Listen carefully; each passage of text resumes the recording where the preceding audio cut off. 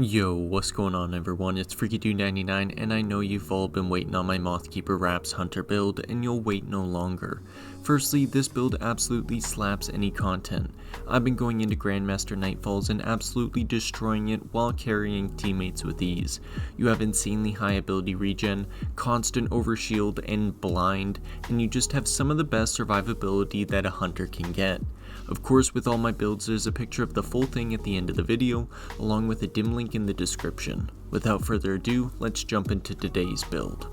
Starting off the subclass, we have our super Silk Strike for some really high single target damage and ad clear. For low to mid content, this super will destroy pretty much anything. Spamming light attacks will take down bosses, and your heavy attack will clear out red bars with ease. For endgame content, I use this super directly after stunning a champion to make sure I can take them down before they become unstunned. Then using it to clear out any enemies is best, but be careful when the super ends, as you can get caught out in the open without that 90% damage resist, and if you perish, it can make it hard for your teammates to res you out in the open. Next, we're taking Marksman's Dodge so we can instantly reload our weapons if need be, and it comes on a shorter cooldown than Gambler's Dodge. One of the main weapons we use is Circular Logic, which has an abysmal reload speed. Marksman's Dodge makes up for that, and it can be useful in endgame content when a barrier is shielding but you need to reload your weapon. Next, we have Threaded Spike as our melee. This melee is awesome in a lot of situations, as Sever is a 40% damage reduction for enemies, so throwing a quick one out while you're low on health can save you in a lot of situations. Always try and catch it on its return for the extra melee energy, but don't worry if you miss it, as we will always have ways of getting it back fast. Onto our grenade, we will be replacing whatever is chosen here because of Mothkeeper's Wraps. Instead, we get 2 grenade charges of Moth Cage, which we spawn 2 moths depending on where they land. If nearby enemies, it creates an arc moth that explodes and blinds in a 4-meter radius. If they land near allies, they turn into void moths that quickly chase allies and grant void overshield in a small radius. Now, these moths are fantastic in any level of play. They have sizable damage compared to the other Strand grenades, and they blind enemies so you can still stun unstoppable champions even though you're not running Shackle Grenade. And the Void Overshield has saved me so many times by throwing it at my feet. They also chase everything, so you never have to worry about missing it, unless it's thrown off a cliff. From there, we move on to the first aspect, which is the brand new Whirling Maelstrom. On Tangle Detonation, it explodes into a Beyblade tangle that tracks towards enemies and slices them up while creating unraveling threads on takedowns. This already does some really good damage, but when paired with the Thread of Fury, each Tangle Detonation grants melee energy, which means that we get our Threaded Spike back insanely fast. For our second aspect, you run Threaded Spectre, as its ability to save you in almost any situation is just unmatched. I did runs with Widow's Silk for 3 Moth Cage grenades and it was fun, but Threaded Spectre just helps out so much more. With us getting our class ability back quickly, it means we can throw out Strand clones to take some of the heat off of us and our allies. Down to the fragments, we of course have Thread of Warding, so on Orbit Power pickup we get Woven Mail, which is a 55% damage resist for 10 seconds, pretty much required in harder content. Next we have Threaded Generation, so every single damage instance generates grenade energy depending on its source. We also have Threaded Propagation. It's a fun one as we throw out Threaded Spikes so much, so why not get Unraveling Rounds on our Quicksilver Storm and Circular Logic. If you're in harder content, you might have difficulty proccing this, so if you want to swap this out for Thread of Ascent, you can for more insta reloads and increased reload speeds. And then finally, Thread of Fury, so every damage instance generates melee energy. With our Beyblade Tangles, we generate a lot of melee energy with all the hits, and thus this lets us sever more enemies and have more chances to get Unraveling Rounds from Thread of Propagation.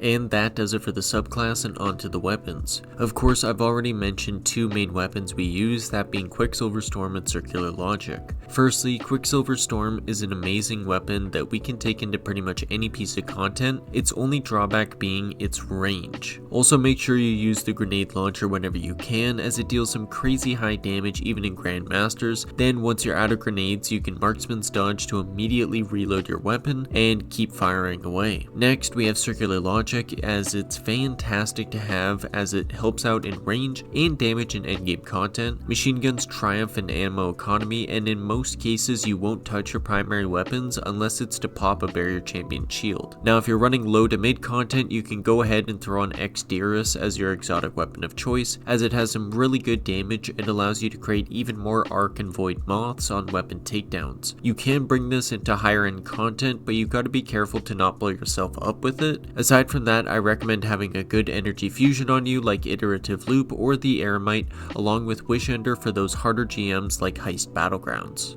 Moving on to the artifact perks, we grab 3 anti-champion mods depending on what we're using. These perks give overcharge for these weapons, which is a 25% damage increase in legend and higher activities. For second column, we grab a Strand Siphon depending on our energy weapon of choice. I primarily have Arc Strand Siphon because of Exdirus and Iterative Loop. And then we also grab Origin Perk Specialization 1, which enhances these listed origin traits, and here's what they do as well. Third column, we pick up Thanatotic Tangles, so every 2 to 4 strand weapon takedowns within 15 seconds spawns a tangle, as well as we grab Origin Perk Specialization 2, so the previous origin traits mentioned have their weapons overcharged. For the fourth column, we grab Overload Machine Guns if it's needed. This is because it doesn't overcharge the weapon. We also grab Elemental Fury. We always grab Elemental Fury for the 35% increased ability damage on stunned champions, as well as Communal Pickups, so on ally interactions with our tangles, it decreases our cooldown by 5 seconds, and we get a ×3 strand weapon surge for 11 seconds. If we're not using Overload Machine Guns, then we can grab Refreshing Pickups or Semi-Auto Striker depending on our weapon of choice. And for the fifth column, we pick up Frenzied Stack, so while we have an armored charge, we get increased tangle damage, which also applies to our Whirling Maelstrom. It doesn't remove the armor charge, but the more you have, the more damage you get. Now unfortunately, there is a bug where, at least for me, I am unable to take another fifth column perk without it breaking my armor charge system.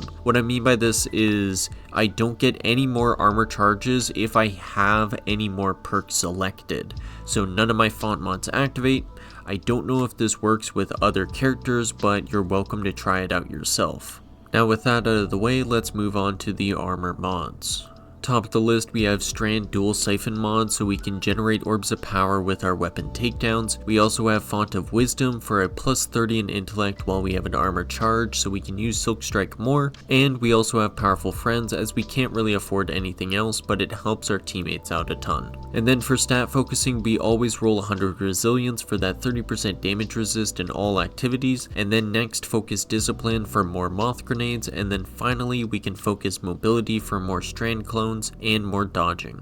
Onto the gauntlets, we have our exotic Mothkeeper's Wraps. I've already touched on their functionality, but it deserves to be stated how strong these little guys are in PvE. Arc Blind is one of the strongest debuffs in the game, and with us subbing out our Strackle Grenade, it has to be worth it to use these. Especially when paired with Exdirus for even more moth generation, I think it definitely is worth it. For mods, we have Firepower, so all our Arc Moth explosions have a chance to make orbs of power. Then we have Impact Induction and Bolstering Detonation, so make sure to dodge first, then use your grenade, and then throw your Threaded Spike for that 20% ability energy in the proper order. Over to the chest piece, we grab a double elemental resist to match the activity's threat modifier. Arc threat calls for double arc resist, and then you can grab a concussive dampener or a sniper damage resist depending on what you face. Down to the boots, we grab a weapon surge for a 10% damage increase on our most used damage type, strand surge for Quicksilver, arc surge for Exdirus, and kinetic surge for Wish Ender. We also have a font of agility, so we get a +30 in mobility while we have an armor charge, and then we have recuperation for a health burst on orb of power pickup. And then for the cloak, we have Bomber for a 10% grenade energy on dodge, time dilation so armor charges last 15 seconds instead of 10, and then Font of Restoration for a +30 in recovery while we have an armor charge.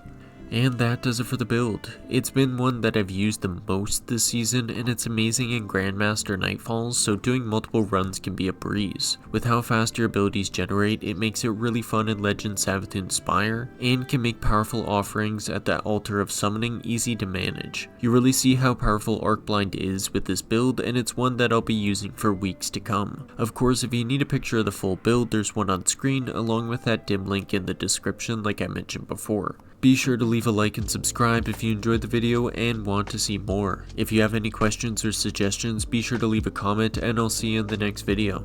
Peace out everyone.